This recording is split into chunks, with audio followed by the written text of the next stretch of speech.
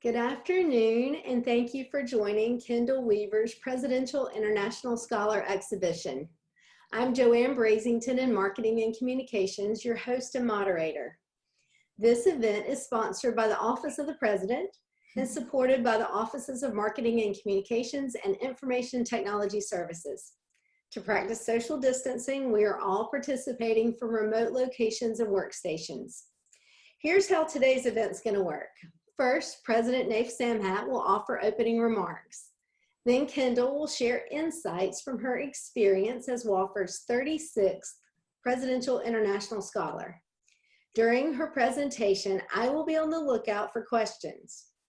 If you have a question and you want me to ask it for you, just use the Q&A feature on the Zoom window. You may also use the Q&A feature to let me know you want to join us on screen to ask the question yourself.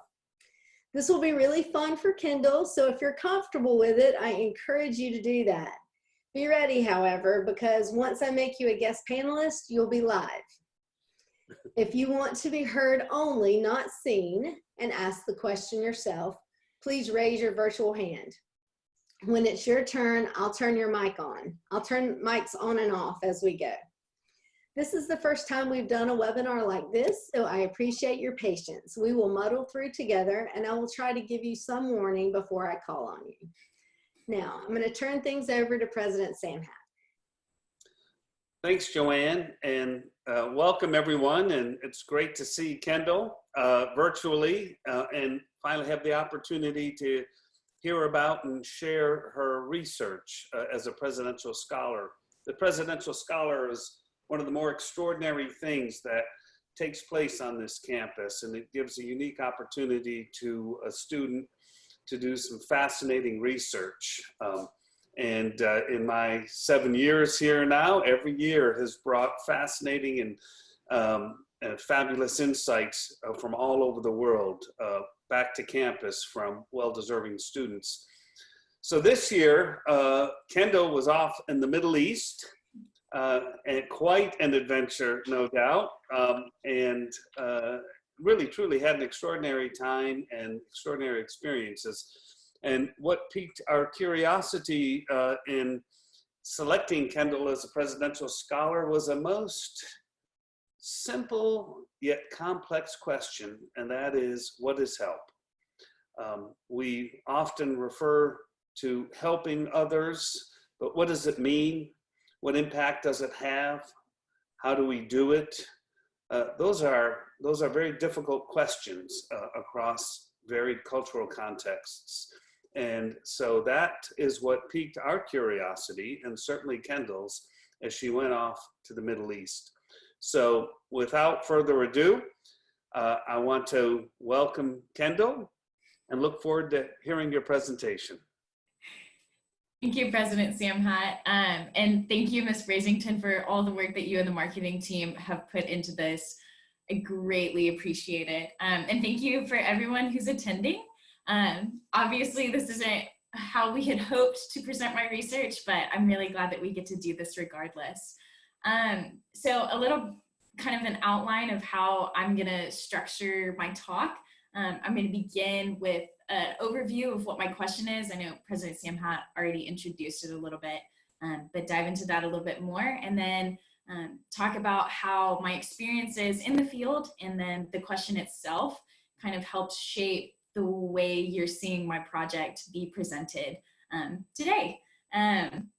So just to dive in, I wanted to examine what help is and how we define help, and kind of an easier way to describe what I was looking for and what I was trying to understand was how humanitarian aid could be given in ways that maintain the human dignity of its beneficiaries and recipients.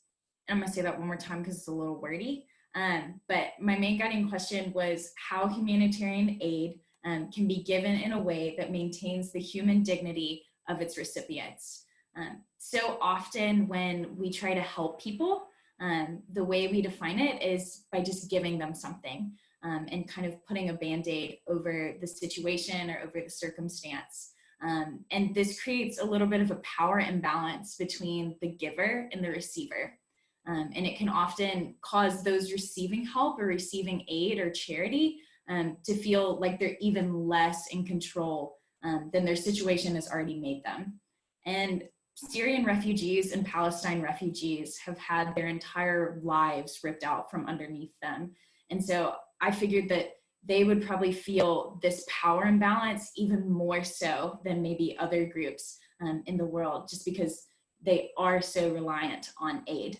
And so I went to Jordan and I spent about 4 months in Amman, Jordan, studying kind of how humanitarian aid organizations care for Syrian and Palestine refugees in Jordan. While in Jordan, I was able to conduct 2 interviews with 2 UN agencies. I was also able to conduct interviews with a handful of nationally based nonprofit organizations, and then a few smaller kind of community-based local nonprofit organizations in Jordan. And I did write a paper based on those interviews and based on the research that I did there. And my intention as the presidential scholar was to write that paper and kind of answer the question of what is help and how do we go about it and how is it working in these contexts, and take the paper that I wrote in Jordan and then conduct extra interviews in Palestine during the 5 weeks that I was there, and tack those interviews and findings onto the paper I wrote in Jordan. However, my time in Palestine was a good bit different than my time in Jordan. In Jordan, I was a student and I was a researcher, but in Palestine, I got the opportunity to intern with the UN Relief and Works Agency, which is the UN agency set up to care for Palestine refugees. When I got to Palestine, I only had 5 weeks there, so my time was a little bit shorter, and I got ready. I found organizations I wanted to interview, but the more I got into my internship and the more I kind of became a humanitarian aid worker myself, the less I felt that a paper was an appropriate way to communicate the things that I was seeing and experiencing. I didn't feel like it would relay kind of the lives of the people who actually give aid or the lives of the people who receive them. And I also kind of knew that if I brought back a paper, President Samhat would probably reread it, and maybe a professor or two, and like maybe 1 or 2 of my friends, no offense to you guys. But I wanted to give the Wofford community something that would allow them to kind of see the things that I saw and feel the things that I felt. But I didn't know how to do that at the time. My main project while at UNRWA, which is the United Nations Relief and Works Agency, was to travel around the West Bank and conduct interviews with some of UNRWA's most vulnerable beneficiaries. I would go into homes of refugees. I met their children. I met grandma and grandpa and the parents, and we drank coffee and sometimes ate a snack together, and we talked about their stories. And through that, it brought a lot of questions into my heart about what I truly believed about aid and about charity. And I'd said a lot of things, and I'd said white saviors are horrible, we don't want to be white saviors, and there's even a poem about that within kind of my exhibit. But then there was also a part of me that said, I have to tell these people's stories, but I have to do it in a way that maintains their humanity and doesn't make them into a number. It doesn't make them into a quote in a research paper, especially one that's not really going to go anywhere. And so through my wrestlings and through my trying to understand what I wanted to do with what I was learning, I decided to take a quote that I had heard my junior year and that had really affected me and kind of put that into practice in a way. And it's, charity is giving someone the shirt that you don't want anymore, but compassion is giving someone the shirt off your back. And I knew that in a lot of situations I encountered, I could give charity. I could have pulled a few dollars out of my pocket, put a Band-Aid on the situation. And in some circumstances I did, if I encountered a family that was really in need during my interviews. But I would rather show compassion. And so I wanted to reflect on the things that I saw and the things that I learned while I was in Palestine and in Jordan. And I wanted to use it as a catalyst to send me into a career that will hopefully show that I'm fighting injustice, and I'm fighting and trying to combat and solve some of the poverty that we see in the world, and not in a way that is about me, and not in a way that is unsustainable. But I decided that giving the shirt off my back to people in need would really look like me choosing to believe that there can be hope and a better way to do charity and aid, and hopefully dedicating my life to it. And so most of this poetry reflects kind of the emotions that I was feeling and trying to figure out what that should look like. And it also hopefully will give you guys some insight into the things that I saw. And so with that, I'm going to share my screen. So the marketing team, which is incredible, took some pictures that I took, which were very few because that was part of my thing. I didn't want to make anyone kind of like a poster of Kendall Weaver's Presidential Scholarship Project. So I took a few pictures and I wrote some poetry about my time there. And the marketing team has turned it into a beautiful website that you all will have access to afterwards. But I'm going to pull that up now so we can kind of look at it and maybe read a poem, and then we'll take some questions.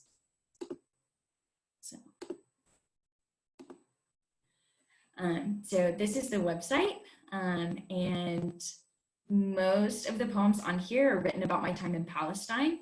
There's a handful that are, like this one in particular, Minerva, is about the woman I lived with in Jordan. I am going to read my favorite one, and then we'll take questions. And this poem is about a day, actually an evening that I spent with a friend of mine, Jamil. I had the incredible opportunity to travel through Jerusalem with a Jew, a Muslim, and then me, a Christian. It was quite an experience, and this poem is a little bit about that. So, dark, musty chaos, people weeping, people praying, people waiting, people pushing, the Church of the Holy Sepulchre, the place of Jesus's empty tomb. This place is holy, this place is history, this place is crowded, this place is a mess. Or it was last time. Now in the evening, it's dark, musty, contemplative. People weeping, people praying, people waiting, people singing. The Muslim man takes my hand. He starts to sing too. Jamil Abdu, his father's name, his middle name, his Arab name. His name got us stopped at the border for 5 hours. They searched his bags. He's Ethiopian, he's Muslim, he's American, he's my friend. It's his first time in the holy city, and he's honest to a fault. With the special investigator at the border, with our classmates, with me, with his God. Jamil trusts his God to judge all justly and mercifully. The Muslim man makes this place holy for me. He sings of baptism, he sings of healing, he sings of forgiveness, he sings of my faith. Our faith grows together here, different and the same all at once. We sing, we pray, we weep, we wait. We wait for peace, we wait for something higher. And so with that, Ms. Joanne, can we by chance send the link to the website into the chat?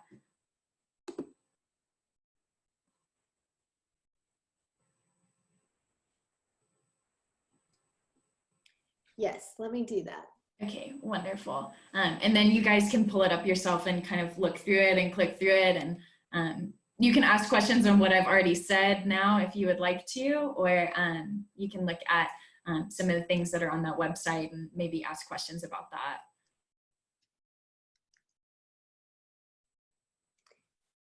Yeah, if anyone has questions for Kendall, if you'll raise your hand, and it doesn't have to be a question, you can just give congratulations.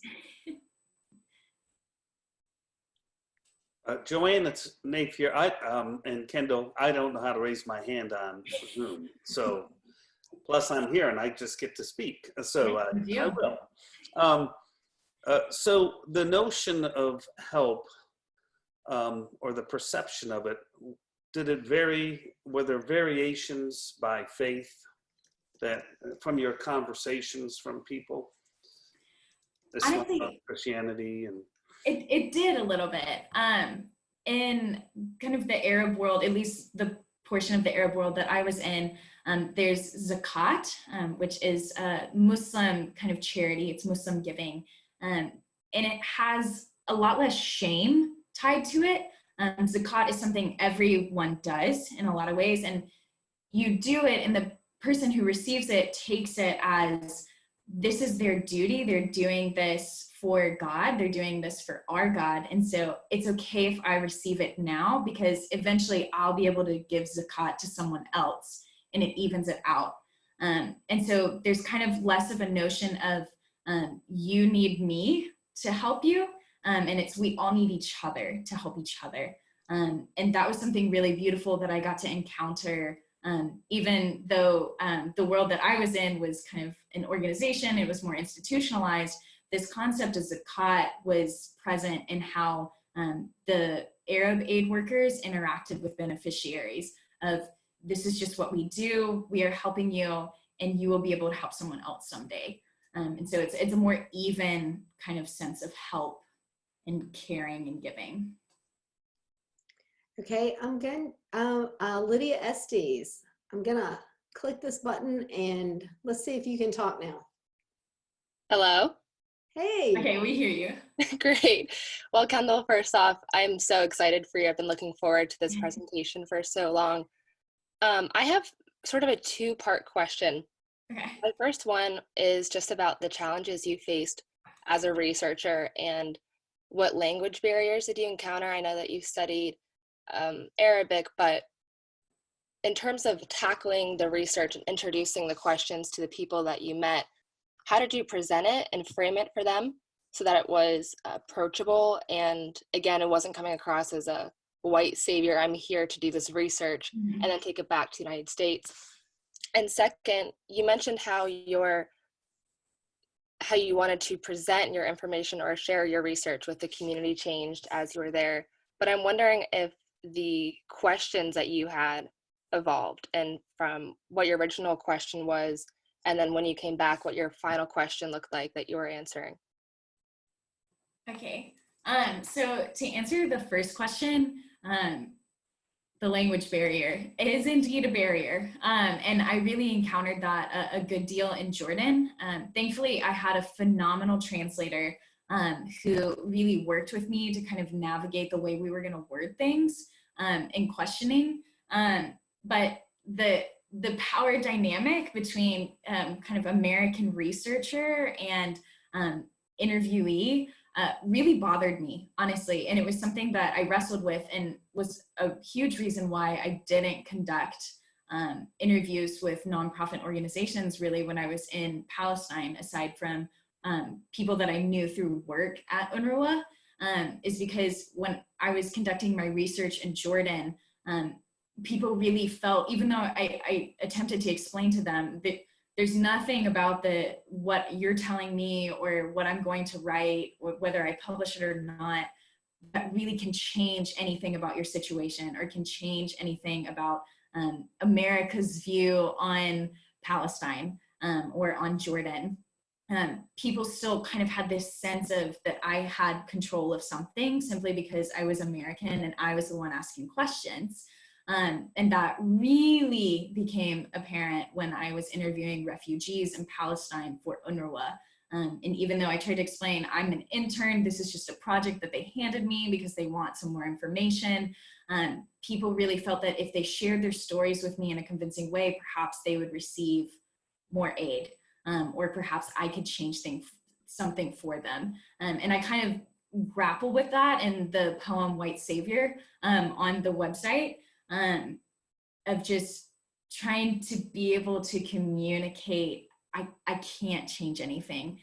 In a lot of ways, the way that I went about doing that is not conducting as many interviews and being very careful of who I interviewed and making sure that there was less of a dynamic. And there's ways within Arab culture and how you interact with people to kind of show like, I'm your guest, and to kind of come into the conversation and with humility in a way that's respectful to people.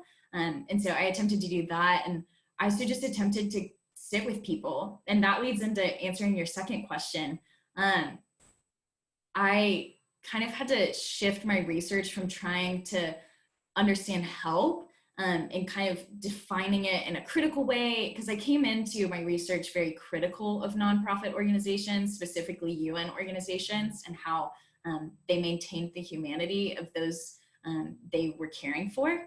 And as a way to be less of a white savior and less of a, I know what's going on, I know everything, I know the right way to do things, I chose to instead ask questions of my coworkers and kind of just sit in the role that I was given and try to do that role well and receive what people were trying to give me and receive what people were trying to tell me in a humble manner, rather than trying to be the one to ask the questions and be assertive about the question I wanted answered, and rather try to listen to people and see if the question was answered through just what they shared with me. Thanks, Lydia. Okay, Helen. Helen, you should be live. Hello. Oh, Hey, hi. we can hear you. Hey, Kendall. I also want to say that I'm so proud of you and proud of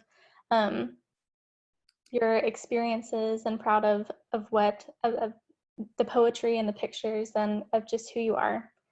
So you touched a little bit on my question with Lydia, but I just was really interested by what you said about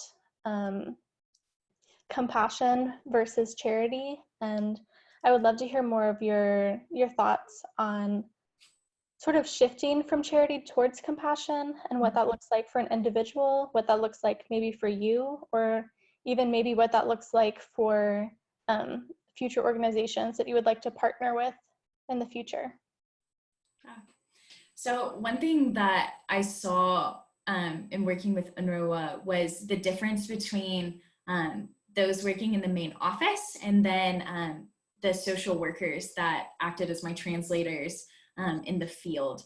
And these social workers, a lot of them lived in the refugee camps with UNRWA's beneficiaries. They were neighbors, or they were the brother or the sister of a neighbor. They spoke the language, they knew the culture, they were from the neighborhood.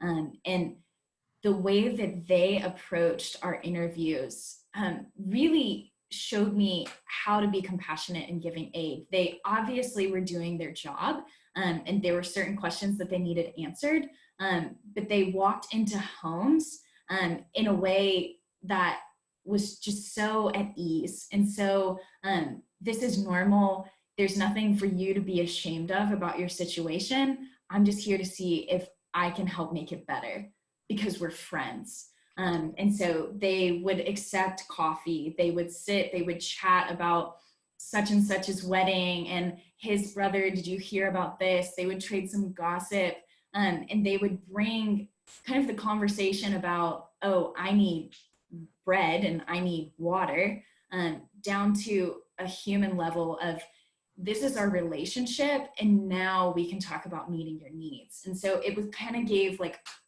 the heart back to things. And I think in a lot of ways, that's how I would hope any agency or organization I worked with in the future would be, is that especially the people on the ground who are really daily interacting with those in need, they need to understand the culture super well. And honestly, in a lot of ways, they need to be from that culture. And they need to be a part of that community in a way that allows them to kind of even the playing field and even out the relationship, so that it is a relationship that has aid and help attached to it, not just a handout. It's a friendship. So that's compassion. Thank you. Thanks, Thank you. Helen. Okay. Provost Mike Sasulski, you should be live now.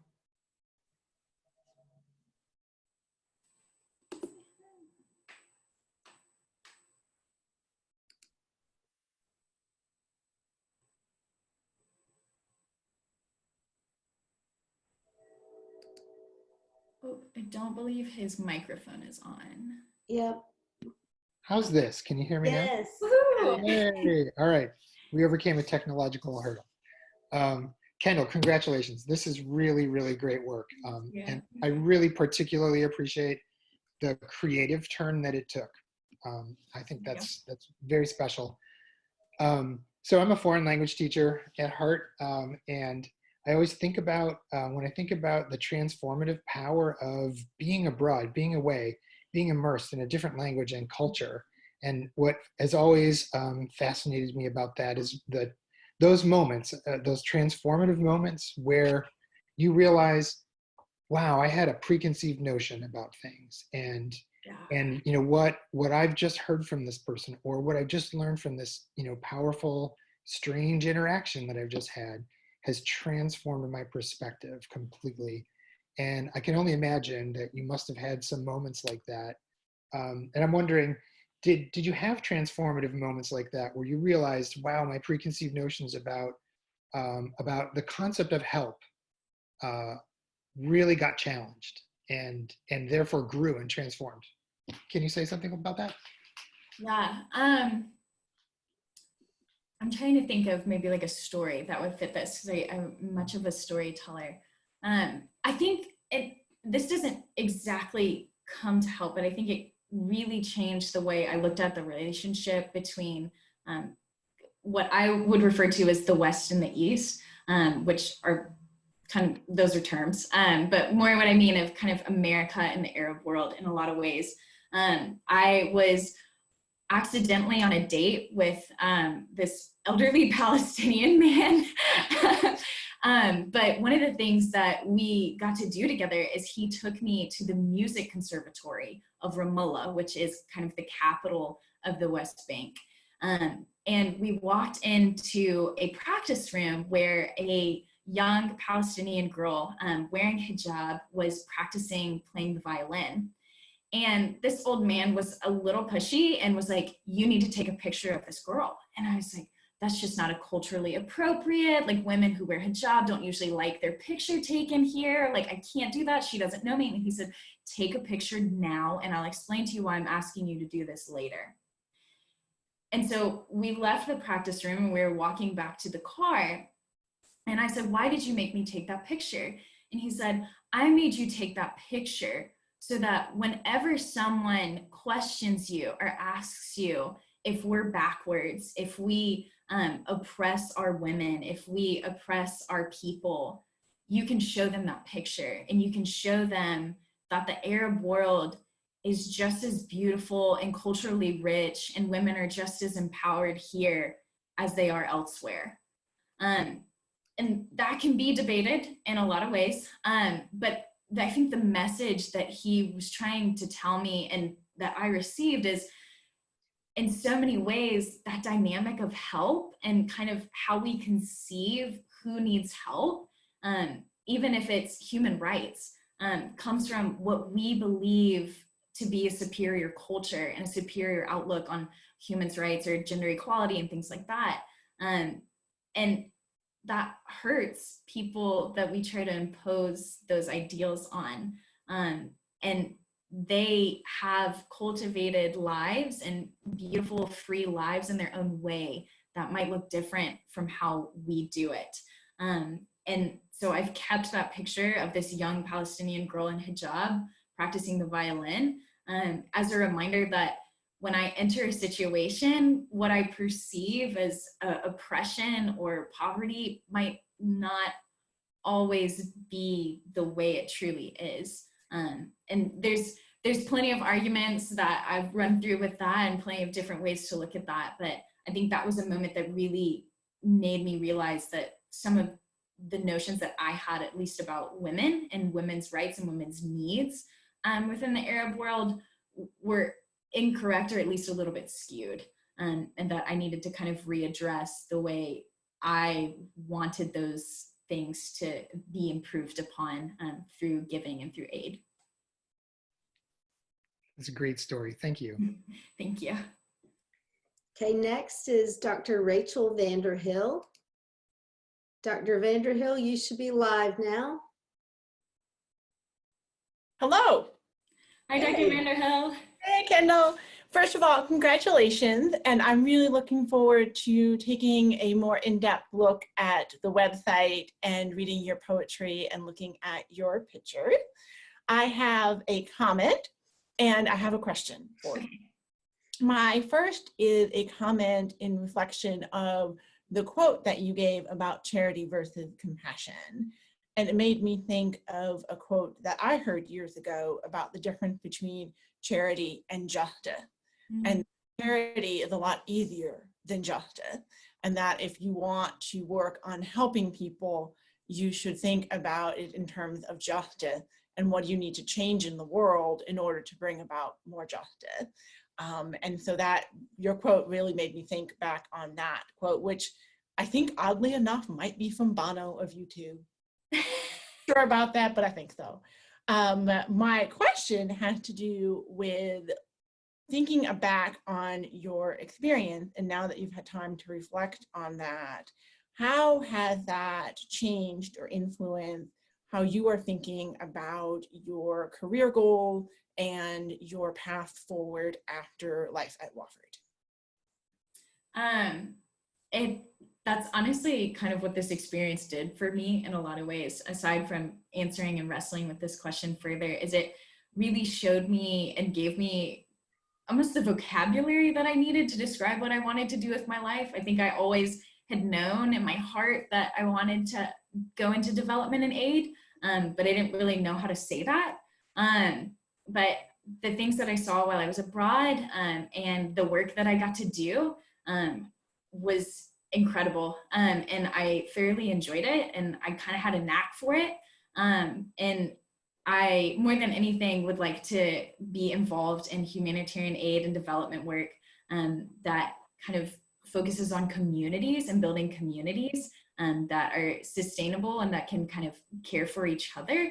And I think a lot of what I've discussed, it kind of makes that obvious that that's what I would be leaning towards. But I'm hoping to go back to the Middle East within the next 2 to 3 years and work for a development and aid organization there, or perhaps kind of be underneath USAID or the American government and work towards enabling communities to care for themselves and not be so reliant on aid. I think aid's goal should be that aid doesn't exist anymore. And so that's what I hope to work towards. And I think that's a just solution. That's wonderful. Thank you so much, Kendall. Okay, Dr. Stacy Hedis, I think you're live now, hopefully. Hello, can you hear me? Yay.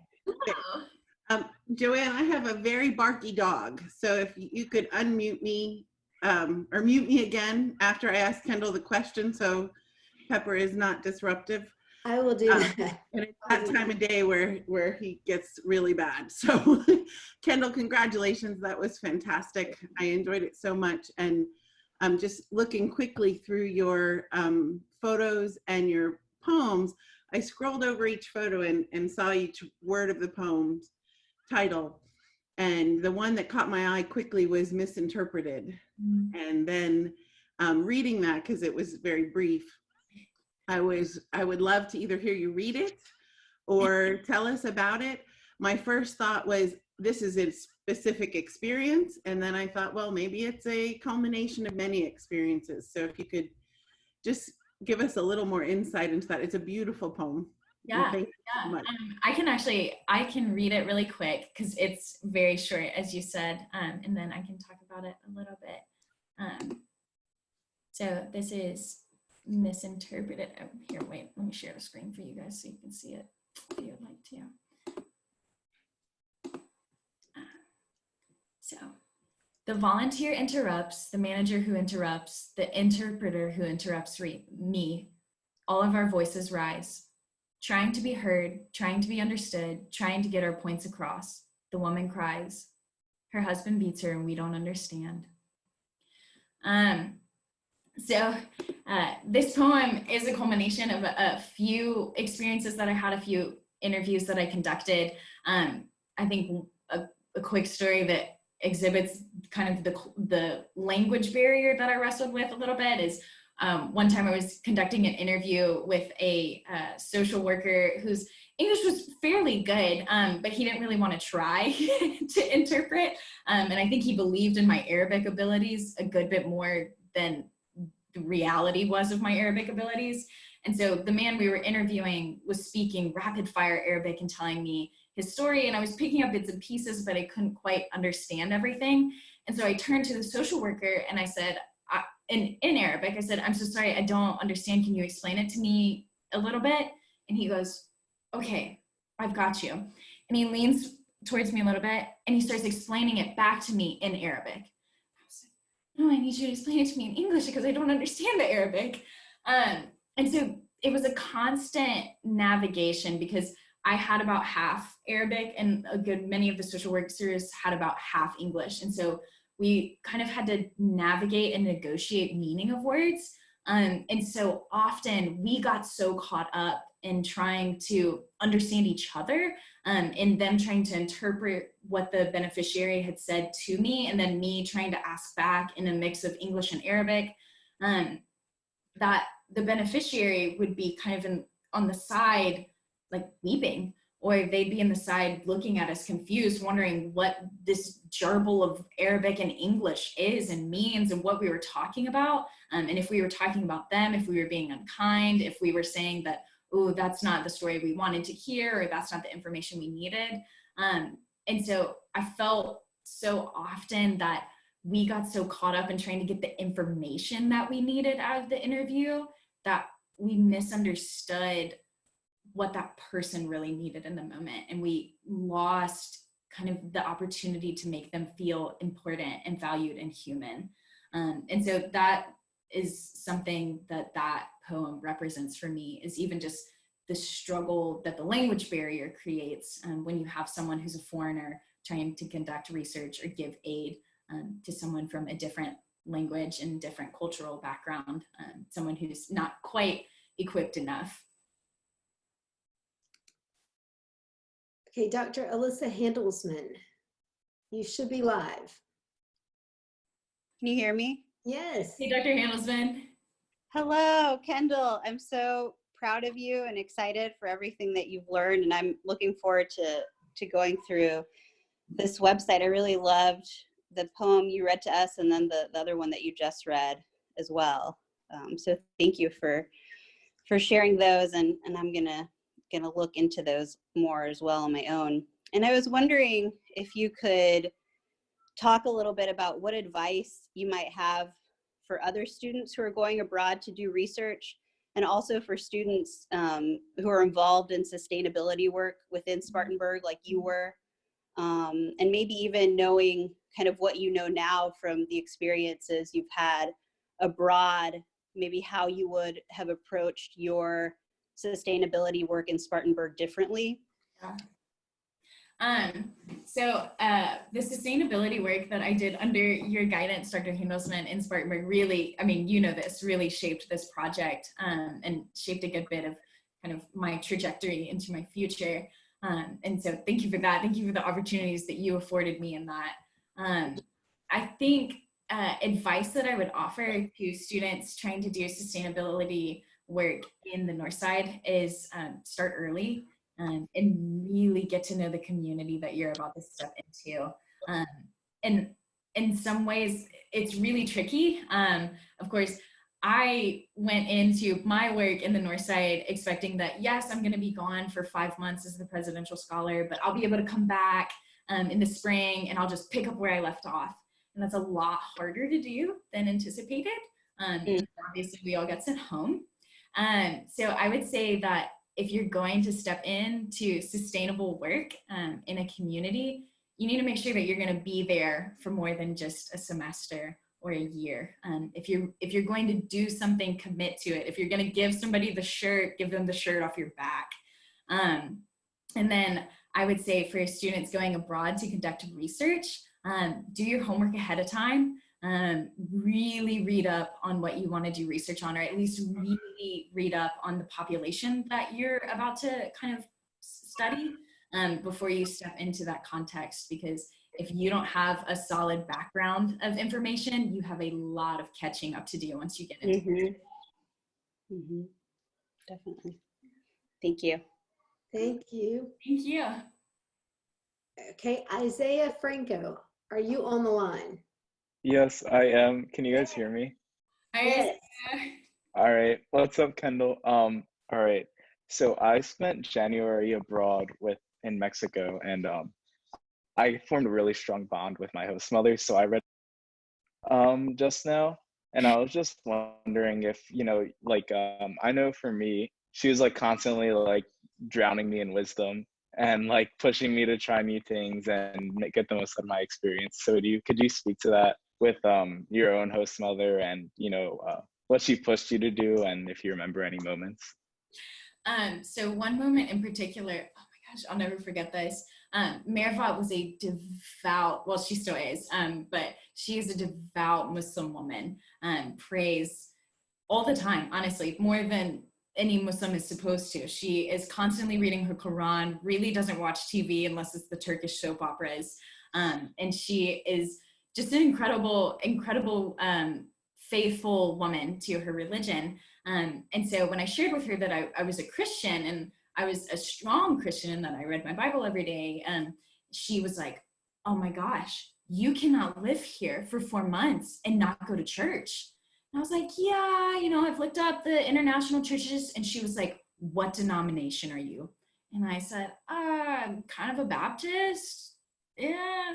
And because I didn't want to try to explain non-denominational things to her.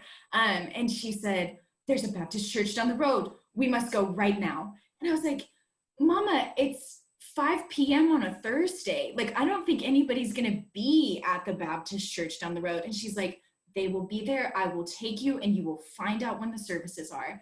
And so she throws me into her car. Mind you, that Thursday in the Arab world is like the Friday night. So like everybody goes home early, like people are getting ready to relax. The weekend has started. We drive to this Baptist church, and she's like, you go inside. I can't go in there like this, because she wears a hijab. And so she hurries me inside. And of course, I go in there. Nobody really speaks English. My Arabic was not great at the time. And I'm trying to explain to them that my Muslim host mom drove me here, and she wants me to ask when services are, and it's okay. Like, I don't have to have the English service, but I want to come. And it was a whole bumble. Like, it was honestly organized chaos talking to the secretary of this Baptist church. And then I came back outside to the car, and she was like, did they tell you when services are? Because we will drive there every time that there is a service. And sure enough, every Sunday at 6 o'clock, she would ask me, are you going to church today? Every time. She really wanted me to be able to stay devout to my faith while I was in Jordan. And I greatly appreciated that about her, even though sometimes it was slightly overwhelming. Kendall, we have a question that just came in. Okay.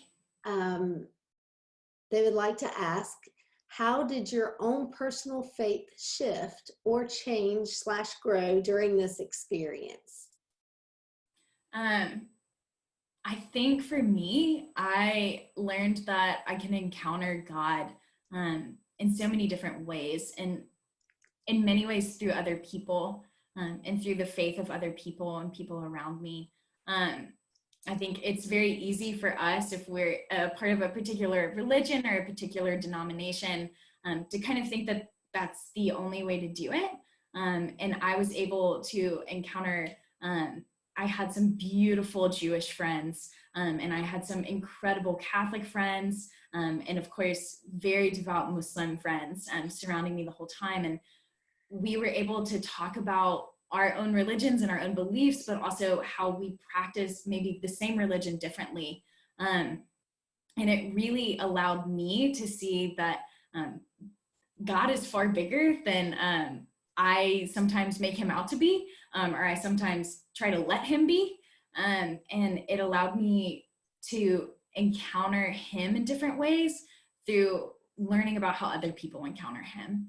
And there's a lot more to unpack there, and whoever asked that question, if you want to shoot me an email, I would love to really talk about how my faith grew during this time. But I don't think you can I don't think you can live in a country where the religion is predominantly not your own, and not watch your faith change. Okay, Dr. Begonia Caballero is on the line now, or should be. Hello everybody. Hey. Kendall, congratulations for your experience, for your work.